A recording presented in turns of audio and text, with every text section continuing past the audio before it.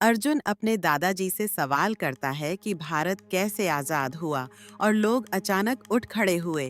दादाजी मुस्कुराते हैं और कहते हैं कि राष्ट्रवाद एक चिंगारी से शुरू हुआ, धीरे धीरे आग बनकर जगा। अंग्रेजों ने कभी कभी व्यापार से शुरू किया, पर धीरे धीरे खेत, उद्योग और पहचान पर कब्जा कर लिया गया। लोगों को ऐसा लगने लगा मानो वे अपने ही घर में पराये बन गए हैं। यही था राष्ट्रवाद का पहला बीज। फिर खबर आई, महात्मा गांधी भारत लौट आए हैं, जो अहिंसा से लड़ते थे। गांधी जी कहते हैं, सत्य, अहिंसा और एकता हमारी ताकत है। जलियांवाला बाग का दिन भारत के दिल दिमाग को हिला देता है और लोग जागरूक हो उठते हैं। कानून के दमन के विरुद्ध अंग्रेजों के खिलाफ संघर्ष तेज हो गया।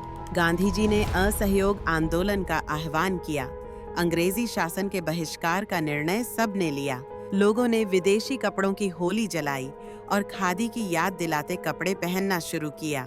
किसान, मजदूर और महिलाएं सबने साथ आकर राष्ट्रवाद को एक नया आयाम दिया।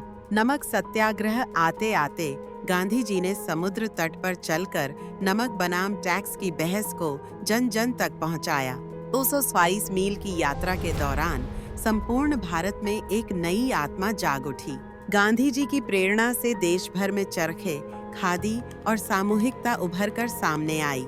राष्ट्रवाद अब केवल पढ़े लिखे तक सीमित नहीं रहा। किसान, मजदूर और महिलाएं भी खड़ी हो गईं।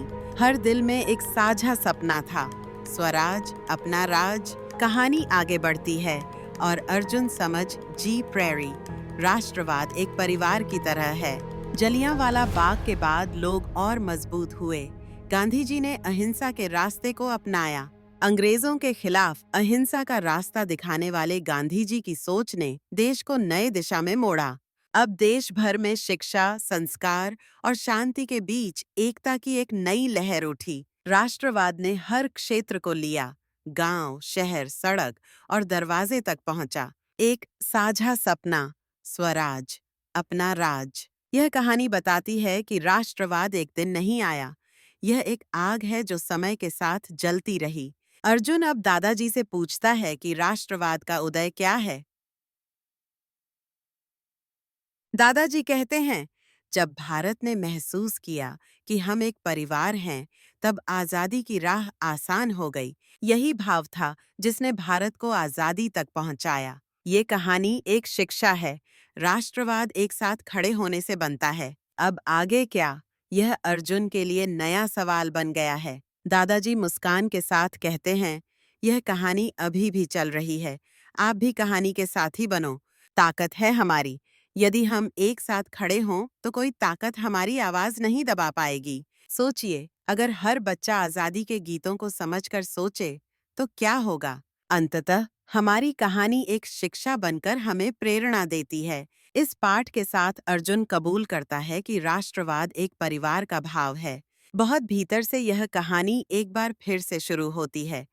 भारत की आजादी की कहानी, हर दिल से, हर घर से। अंतिम दृश्य में अर्जुन और दादाजी मिलकर कहते हैं, हम एक देश, एक परिवार। यही है वह चेरिश्ड चैप्टर, राष्ट्रवाद का उदय, जब हमने एक साथ खड़े होकर आजादी पाई। अंतिम संदेश, आप भी बनो कहानी के साथी और इतिहास बनाओ। नमस्ते। यह है हमारी 3 मिनट की एजुकेशनल जर्नी। And slate.